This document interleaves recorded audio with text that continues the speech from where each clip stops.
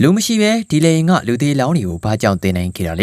ဲဒီလေရင်ကတေဆုံးမိသားလူရိုးကြောင့်များစွာကိုတင်ဆောင်ခဲ့ပါတယ်ဒီရိုးကြောက်တွေကလည်းလူစစ်တွေရဲ့အရိုးကြောက်တွေဖြစ်ပြီးအနီးကပ်ကြည့်လိုက်ရင်တော့အတော်လေးကြောက်ဖို့ကောင်းပါတယ်ဒီရိုးစုတွေကဘာကြောင့်လေရင်ပေါ်မှာတင်ဆောင်ခဲ့တာလဲဒီကိစ္စကအမှန်တကယ်ဖြစ်ပြီးတော့ဘယ်နိုင်ငံမှာဖြစ်ပွားသွားခဲ့တာလဲ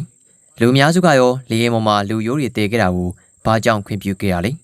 ဒါတွေကိုဒီနေ့ဗီဒီယိုလေးမှာအသေးစိတ်ပြောပြပေးသွားမှာဖြစ်လို့ကျွန်တော်နဲ့အတူတူဗီဒီယိုကြည့်လိုက်ကြရအောင်ပါဒီဖြစ်ရပ်ကတော့1954ခုနှစ်မှာအမှန်တကယ်ဖြစ်ပွားသွားခဲ့တဲ့ဖြစ်ရပ်တစ်ခုဖြစ်ပြီးတော့ဂျာမနီနိုင်ငံကနေထွက်ခွာလာတဲ့လေယာဉ်တစ်စင်းကဘရာဇီးနိုင်ငံကိုတွားရောက်ဖို့အတွက်ပြန်တန်းနေတော့မှာပဲအကြောင်းပြချက်မဲ့စွာနဲ့လန်ကူလက်မှာပျောက်ဆုံးသွားခဲ့ပါရီလေယာဉ်နဲ့အဆက်အသွယ်ပြတ်သွားပြီးတဲ့နောက်တာဝန်ရှိသူတွေကစိတ်ပူသွားကြပြီးအဆိုပါလေယာဉ်ကြီးကိုမြေလံရှာဖွေခဲ့ကြပြီးဘယ်လိုမှရှာလို့မတွေ့ခဲ့ပါဘူးအဲ့ဒီလေယာဉ်ပျောက်ဆုံးပြီးတော့နှစ်ပေါင်း35နှစ်အကြာမှာဆန်နီယာလေယာဉ်အမှတ်913လို့ခေါ်တဲ့လေယာဉ်ကဘရာဇီးနိုင်ငံကိုပြန်လည်ဆိုက်ကယ်ခဲ့တာဖြစ်ပါရီအဆိုပါလေယာဉ်ကိုဖွင့်လိုက်တဲ့အခါမှာတော့အယိုးပြန်ထနေပြီဖြစ်တဲ့လူသေးအလောင်းများစွာမြင်တွေ့လိုက်ကြတာလေးဖြစ်ပါရီဒီထူးခြားဆန်းကျယ်တဲ့ဖြစ်ရပ်ဆန်းကိုတော့1989ခုနှစ်တုန်းဂျာနယ်ဆောင်မှာခေါင်းကြီးပိုင်းနေရာကနေထုတ်ဖော်လိုက်တာကြောင့်အဆိုပါသတင်းကကမ္ဘာတဝန်းမှာပြန့်နှံ့သွားခဲ့ပါရီအဆိုပါလေယာဉ်ကဆန်နီယာကိုလေကြောင်းလိုင်းမှာဖြစ်ပြီးလေယာဉ်မှတ်913က1954ခုနှစ်မှာပျောက်ဆုံးခဲ့တာဖြစ်ပါရီလေဆိပ်ကတာဝန်ရှိသူတွေအများစုကလေယာဉ်ပြတ်ကျနိုင်ခြေရှိတဲ့အတ္တလန်တိတ်သမုဒ္ဒရာကိုရှာဖွေခဲ့ပြီးလေရင်ပြတ်ကျတဲ့တဲလွန်စားတစ်ခုမှကြံတာမတွေ့တာမလို့ဆက်လက်ရှာဖွေခြင်းမပြုဘဲနဲ့လက်လျှော့လိုက်ရပါရီနောက်ပိုင်းမှာတော့အဆိုပါလေကြောင်းလိုင်းကခီးသွွားဧည့်သည်ရဲ့မိသားစုတွေကိုရော်ချင်းငွေပေးခဲ့ပြီးတော့လေရင်ကြီးကပင်လယ်သမုဒ္ဒရာတွေကိုနင်းမြုပ်သွားပြီးဖြစ်ကြောင်းကြေညာခဲ့ပါရီသတင်းချက်လက်တွေရတော့ကြီးမားထည်သွားတဲ့လေရင်ကြီးစင်းကအစားအနာတောင်ရှာမရဘဲနဲ့ပျောက်ဆုံးသွားတာကအင်မတန်ထူးခြားဆန်းကျယ်တဲ့ဖြစ်ရပ်ကိုဖုံးကွယ်ခြင်းအကြောင်းအခုလိုသတင်းထုတ်ပြန်ခဲ့တာပါဆိုပြီးဝေဖန်ခဲ့ကြပါသည်လူတွေကလည်းအဆိုပါလေကြီးကလေကြောင်းလိုင်းပြောသလိုပဲခရီးသည်တွေပါဝင်တဲ့အဆိုပါလေကြီးကအစားအနာတောင်ရှာဖွေမရဘဲနဲ့လုံးဝပျက်စီးဆုံးရှုံးသွားခဲ့ပြီဆိုတာကိုပဲယုံကြည်လက်ခံခဲ့ကြပြီးတော့မိသားစုဝင်တွေကိုလည်းငွေမြောင်များပေးကကြည်အေးပေးစီခဲ့ပါရီတကယ်တော့ဒီလေကြီးရဲ့ထူးခြားဆန်းကျယ်မှုတွေကဒီလောက်နဲ့မပြီးဆုံးသွားခဲ့ပါဘူးလေရင်ပြတ်ကြပြီးတော့နှစ်ပေါင်း30ကျော်ကြာ1983အောက်တိုဘာ12မှာဟိုလီကျော်ဖြစ်ခဲ့လေရင်ပျောက်ဆုံးမှုကြီးကပြည်သူတွေရှိကိုတဖန်ပြန်လည်ရောက်ရှိလာခဲ့ပါရီလွန်ခဲ့တဲ့နှစ်ပိုင်းခြားကပျောက်ဆုံးသွားခဲ့တဲ့အဆိုပါလေကြီးကရုတ်တရက်အမျက်လဲပြထားသလိုဘရာဇီးနိုင်ငံမှာရှိတဲ့လေဆိပ်ကိုပြန်လည်ရောက်ရှိလာတာဖြစ်တာကြောင့်တကမ္ဘာလုံးကပါဇက်အဟောင်းသားဖြစ်ခဲ့ကြရပါသည်အဆိုပါလေဆိပ်ထဲကိုအရှိန်ဟုန်ပြင်းစွာနဲ့ဆိုက်ကပ်လာတဲ့လေကြီးကိုလူများပြားကတွားရောက်ကြည့်ရှုချိန်မှာတော့အထဲမှာဘယ်သူမှထင်မှန်မထားတော့တဲ့အဖြစ်အပျက်နဲ့ကြုံတွေ့ခဲ့ရပါတော့တယ်ထိန်းချုပ်ရေးကတာဝန်ရှိသူတွေကိုစုံစမ်းမေးမြန်းတော့လေအဆိုပါလေကြီးကသူတို့ကိုအကြောင်းကြားခြင်းမရှိဘဲနဲ့ဆင်းသက်လာတယ်လို့ပြောခဲ့ကြပါသည်လေဆိပ်မှာရှိတဲ့ဝန်ထမ်းအများစုကသူတို့စီကိုဆိုက်ရောက်လာတဲ့လေရင်ကြီးကိုရုတ်တရက်ဆွဲဖွင့်တဲ့အချိန်မှာလေရင်တွင်းမှာတင်နေကြပြီဖြစ်တဲ့လူရိုးစုပေါင်း92ယောက်ကိုတွေ့ရှိခဲ့ကြပါသည်ဒီရိုးစုတွေကပျောက်ဆုံးသွားတဲ့လေရင်ပေါ်မှာရှိတဲ့ဧည့်သည်88ယောက်နဲ့လေရင်မူတန်းကြတဲ့လေရင်ဝန်ထမ်းတွေဆိုပြီးတော့အများကကောက်ချက်ချခဲ့ကြပါသည်ပိုပြီးစိတ်ဝင်စားစရာကောင်းတာကတော့ဒီလေရင်ရဲ့လေရင်မောင်းတွေရှိနေတဲ့နေရာကိုရောက်တဲ့အခါမှာတော့လာကြည့်သူတိုင်းပါဇက်အဟောင်းသားဖြစ်သွားကြပါသည်အကြောင်းကတော့လေရင်ခေါင်းပိုင်းမှာရှိတဲ့လေရင်မှုကိုယ်တိုင်ကလေတေးနေပြီးတော့ဒီလေရင်ကြီးကလေစိတ်ကိုဘလို့စိုက်ကပ်လာခဲ့တယ်လဲဆိုတာကိုလူများစုရဲ့မိကုံးပေါင်းများစွာထပ်ပေါ်လာစေခဲ့ပါတော့တယ်လေကြောင်းလိုင်းတာဝန်ရှိသူတွေကတော့ဒီလေရင်နဲ့ပတ်သက်ပြီးတော့အထူးခြားဆန်းပြတဲ့ဖြစ်စဉ်တွေကိုအသေးစိတ်ထုတ်ပြန်ခဲ့ခြင်းမရှိသလိုဘာမှမသိဘူးဆိုတဲ့စကားကိုပဲပြောခဲ့ကြပါသည်ဒါကဒီဖြစ်ပျက်ကြီးရဲ့နောက်ွယ်မှာလူများစုကိုမသိစေခြင်းကြတဲ့အထူးခြားဆန်းပြတဲ့အကြောင်းပြချက်ကြီးတစ်ခုရှိနေလို့ဆိုပြီးတော့ဝေဖန်တဲ့နေများစွာထွက်လာခဲ့ပြီးအဆိုပါအကြောင်းပြချက်ကိုဖြေရှင်းနိုင်တဲ့သူတော့မရှိခဲ့ပါဘူး35နှစ်လုံးသတင်းမပြောနဲ့အစားအနာတောင်မှရှာဖွေလို့မရခဲ့တဲ့အဆိုပါလေကြီးကရုတ်တရက်ပြန်ပေါ်လာတော့လေနိုင်ငံတကာကလူတွေကိုသွေးဆူပြီးစိတ်ပူအောင်လုပ်ကဗေဒီဆန်ပြန်လည်ရောက်ရှိလာတဲ့ကိစ္စကမောင်းသူလည်းမရှိဘဲနဲ့တဘာဝလုံးကိစ္စတရက်လိုဖြစ်နေကြတာကြောင့်လူတိုင်းကစိတ်ဝင်စားလာကြပါပြီအဆိုပါဖြစ်ရတဲ့ပတ်သက်ပြီးတော့ဒေါက်တာတူဖြစ်သူဆက်ဆိုအတက်လိုခက်စီကတဘာဝလုံးဖြစ်ရဆန်တွေကိုသုံးသပ်တဲ့သတင်းတက်လာခဲ့တာဖြစ်ပါပြီအဲ့လေရင်ကကဘာပေါ်မှာဘယ်သူမှမကြော်လွန်နိုင်တဲ့အချိန်ပဲဖြစ်တဲ့ထူးခြားတဲ့အချိန်ဝင်းကိုရောက်ရှိသွားခဲ့ပြီးနှစ်ပေါင်းများစွာပြန်တန်းနေတယ်ဆိုပြီးတော့လူများကကောက်ချက်ချခဲ့ကြပါလိမ့်လေရင်ကခီးသွားနေချိန်မှာအဖြစ်ရှာမရနိုင်တဲ့ထူးခြားဆန်းကျယ်တဲ့ဖြစ်ရဆိုတဲ့ခုနဲ့ကြုံတွေ့ခဲ့ရပြီးယာတီတုကလည်းဆိုးကတခြားတဲ့နေရာကိုရန်နာသွားခဲ့လို့နှစ်ပေါင်းများစွာကြာခဲ့ပါတယ်ဆိုပြီးသူကပြောခဲ့ပါလိမ့်ဒါပေမဲ့ဆိုပါသူ့ရဲ့ပြောကြားချက်တွေကယနေ့ခေတ်နဲ့ဆိုရင်တော့ယုံကြည်စရာတခုမှမရှိဘဲနဲ့ဘာမှလည်းလက်စုပ်လက်ကင်ပြစရာတည်မရှိခဲ့သလိုသူကစိတ်ကူးရင်ဆန်ဆန်နဲ့ပြောနေကြတာဖြစ်တယ်လို့အများကပြောကြပါရီလေရင်ပေါ်မှာပြန်ပါလာတဲ့လူရိုး92ခုကိုလည်းသူ့အနေနဲ့မဖြေရှင်းနိုင်ခဲ့ပါဘူးလေရင်ပြန်လဲပေါ်လာတဲ့အချိန်မှာအဆိုပါလေကြောင်းလိုင်းကသူ့ရဲ့ပိုင်ဆိုင်မှုတွေကိုမိသားစုဝင်တွေထံအကျေးဆက်ကလေကြောင်းလိုင်းကလည်းမရှိတော့တာကြောင့်အကျိုးအကြောင်းကိုရေရာတိကျစွာမေးမြန်းပြန်တော့လေဘယ်သူမှမပြောနိုင်ခဲ့ကြပါဘူး ကုမ္ပဏီမှာဝန်ထမ်းထမ်းဆောင်မှုတဲ့ဝန်ထမ်းအဟောင်းတွေကိုလည်းအဲ့လေရင်နဲ့ပတ်သက်ပြီးတော့အသေးစိတ်ချက်လက်များမေးခဲ့တာဖြစ်ပြီးမြင်သူတို့အကုန်လုံးကသူမညင်းတယ်လို့ပဲဘာမှမသိဘူးဆိုတဲ့စကားကိုပဲအမြဲတမ်းပြောခဲ့ကြတာပါ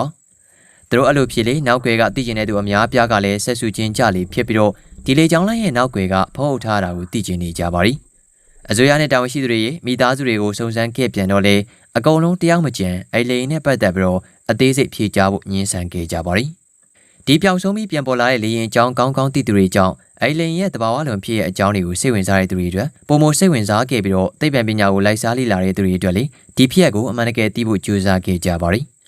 ီလူတို့ကြားမှာလည်းဒီလေရင်ကြီးကြုံခဲ့ရတာကိုလူတို့ကိုချပြလိုက်ရင်လေအင်မတန်ကြောက်လန့်တုန်လှုပ်သွားမှာဖြစ်လို့အတင်းလိုက်ပြီးတော့ဖုံးဖိနေတာဖြစ်နိုင်ပါတယ်ဆိုပြီးတော့လေအတန်ကြီးထွက်လာခဲ့ပါရီ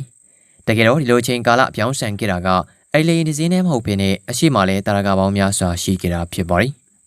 လေရင်နေဖြေရှာမရအောင်ပျောက်ဆုံးသွားခဲ့တာကအစ9 နာရီကြာသွားမဲ့လေကြောင်းခရီးလမ်းကိုတယ်လီပေါ့စတိုင်ပုံစံမျိုးဖြစ်ပြီး7 မိနစ်တွင်းရောက်ခဲ့မှုတဲ့အဖြစ်အပျက်တွေကလည်းများစွာရှိခဲ့တာပါအဲ့လေကြီးတွေကလူတွေအကုန်လုံးကတည်ဆုံမိသားလူတွေပဲဖြစ်တာကြောင့်သူတို့စီကတက်တည်ထောက်ထားဘာမှရနိုင်တော့မှာမဟုတ်တဲ့အပြင်အစိုးရနဲ့တာဝန်ရှိတဲ့ဝန်ထမ်းတွေကပါမိလိုက်တဲ့အခါတိုင်းမှာအကြောင်းပြချက်မျိုးစုံနဲ့ရှောင်တာဖြစ်တာကြောင့်ဘာဖြစ်ခဲ့လဲဆိုတာကိုတော့ယနေ့ထိဘယ်သူမှမသိနိုင်ကြတော့ပါဘူးကျွန်တော်နေထိုင်ရာကဘာပေါ်မှာလူသားတွေမဖြေရှင်းနိုင်ကြတဲ့တဘာဝလွန်ဖြစ်ရများစွာရှိနေတာကြောင့်ဒီလေကြီးကအချိန်ဝဲကြော့တွေကိုရောက်ရှိသွားလားဆိုတာကိုတော့ဘယ်သူမှသိနိုင်တော့မှာမဟုတ်ပါဘူး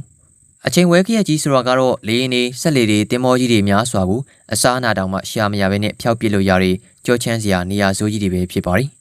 နောက်ပြီးဒီဝဲကြော့တွေကကဘာပေါ်မှာရှိလို့နေပါရီတိဗ္ဗံပညာရှင်များစုရဲ့လေ့လာတွေ့ရှိမှုတွေအရဒီနေရာတွေကခေတ်ကာလအချိန်နာရီတွေကိုပြောင်းဆန်သွားအောင်လုပ်နိုင်တဲ့စွမ်းရည်မျိုးတွေရှိပြီးအဆိုပါဝဲကရက်တွေကိုရောက်တာနဲ့အပြင်ကဘာကိုရောက်ရှိသွားမဲ့အလားဖြစ်နေကြတာဖြစ်ပါရီအရိခံမှန်းချက်တွေအရကဘာပေါ်မှာပျောက်ဆုံးသွားခဲ့တဲ့လူတွေလေရင်တွေကအဆိုပါဝဲရံတွေဂျုံတွေ့ခဲ့ရပြီးတော့လက်ရှိအပြင်ကဘာရဲ့အခြားတစ်ဖက်ကိုရောက်ရှိသွားရတယ်လို့လည်းသိပ္ပံပညာရှင်တွေကဆိုထားပါရီဘာမီရာတွေးကန်ဒေတာကမကောင်းဆိုးဝါးပင်လယ်ဒေတာတွေမှာအလိုထူးခြားစမ်းပြတဲ့အဖြစ်အပျက်တွေရှိတတ်ပြီးတော့ပျောက်ဆုံးမှုများများစွာကလေတမိုင်းကြီးထဲမှာရှိနေကြတာကြောင့်ပေါ်တယ်တွေရှိနေဆိုတဲ့အကြောင်းကိုခံမှန်းနိုင်မှာဖြစ်ပါရီဒီနေရာတွေမှာထူးခြားတဲ့အဖြစ်အပျက်တွေမရေတွက်နိုင်အောင်ဖြစ်တတ်ပြီးတော့ရိုးစစ်လို့အမိရတဲ့သူကအဆိုပါအဖြစ်အပျက်တွေကြားမှာထူးထူးဆန်းဆန်းအသက်ဘေးကလွတ်မြောက်လာခဲ့တဲ့သူဖြစ်ပါရီသူကဘာမီရာတီကန်တစ်ခုကိုဖျက်ဆီးနေရတော့မှပဲကောင်းငင်မှာထူးဆန်းတဲ့ပြောင်းလဲမှုတွေစတင်ခဲ့ပါရ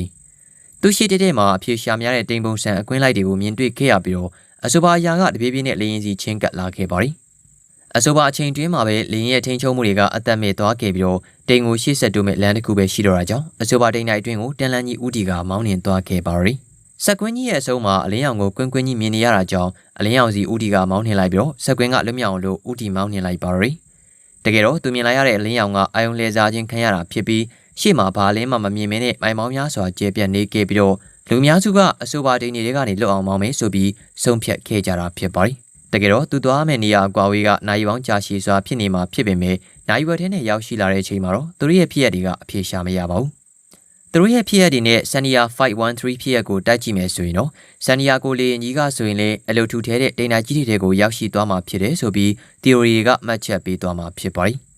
နောက်ထပ် theory တစ်ခုကတော့ဒီလေရင်ကြီးကတောင်တင်နေခဲ့တာဖြစ်ပြီးတော့ခရီးသည်တွေငတ်မို့ပြီးတော့တည်ဆုံးသွားတာဖြစ်ကြောင်းကောက်ချက်ချကြပါရီတချို့ကတော့လူစုရဲ့ပြန်ပြေးဆွဲခြင်းကိုခံရတာဖြစ်ပြီးအသက်ခံလိုက်ရတာလည်းဖြစ်ပါရီဆိုပြီးတော့လေအတန်ပေါင်းစုံကိုလည်းကြားနေခဲ့ရတာဖြစ်ပါရီဒီဖြစ်ကိုဖြစ်ရှင်းနိုင်ခြင်းမရှိဘဲနဲ့လူများစုရဲ့ထင်မြင်ယူဆချက်တွေမတူညီတဲ့ခံယူပုံတွေကြောင့်လေဒီကိစ္စတွေကအမျိုးမျိုးကွဲပြားခြားနားသွားခဲ့ကြပါရီဘာကြောင့်ဒီဆန်ဒီယာကိုလေရင်ကြီးကပျောက်ဆုံးသွားခဲ့ရလဲဘလို့ဘေးရန်နေရင်နဲ့ကြုံတွေ့ခဲ့လို့အဆိုပါလေရင်ကြီးကအယိုးစုကြီးတိုင်းကြံခဲ့ရတာလေဘလို့နီးပညာတွေတုံးခဲ့လို့အိုက်လေစိတ်ကိုစိုက်ကလာခဲ့ရလဲဆိုတာကတော့အခုချိန်ထိဘေးဒီတစ်ခုလိုဖြစ်နေပြီးဘယ်မှလည်းမဖြစ်ရှင်းနိုင်ခဲ့သေးပါဘူးတချို့သောသတင်းမီဒီယာတွေမှာတော့ဆန်နီယာ513လေရင်ကအပြင်မှာအမှန်တကယ်မဖြစ်ခဲ့ဘူးဆိုပြီးတော့တချို့ကပြန်လဲတုံ့ပြန်ထားခဲ့ပါရီအခုတော့တယောက်မြင်တယောက်မတူညီကြတာကြောင့်ဒီသတင်းကစိတ်ကူးရင်ဆန်ပြီးတော့သတင်းမှားလို့ပြီးတော့လူတွေရဲ့အာယုံကိုဖန်ဆားခဲ့ရလားဆိုတာကတော့ဘယ်သူမှမသိနိုင်ကြသေးတဲ့အထူးခြားဖြစ်စဉ်တစ်ခုပဲဖြစ်ပါရီမိတ်ဆွေတို့အနေနဲ့ရောအဆိုပါလူပေါင်း62ယောက်ကျော်တည်ဆုံးခဲ့ရတဲ့ဆန်နီယာကိုလေရင်ကြီးကအမှန်တကယ်ပဲလက်တွေ့ဘဝမှာဖြစ်ပျက်ခဲ့တဲ့ဖြစ်စဉ်ကြီးလားဒါမှမဟုတ်သတင်းမီဒီယာတွေကသူတို့ရဲ့အောင်မြင်ကြော်ကြားမှုကိုလိုချင်ကြတာကြောင့်တကယ်မရှိဘဲနဲ့တည်ထင်လိုက်တဲ့သတင်းပုံလားဆိုတာကိုတော့ကွန်မန့်လေးမှာဖြည့်ပေးသွားကြပါအောင်နော်ဒီကနေ့ဗီဒီယိုလေးကိုအဆုံးထိအားပေးကြည့်ရှုခဲ့ကြတဲ့အတွက်ကျေးဇူးတူတင်ရှိပါရစေ။နောက်ဗီဒီယိုမှာထပ်မံပြီးတော့ဆုံတွေ့ကြရအောင်ပါ။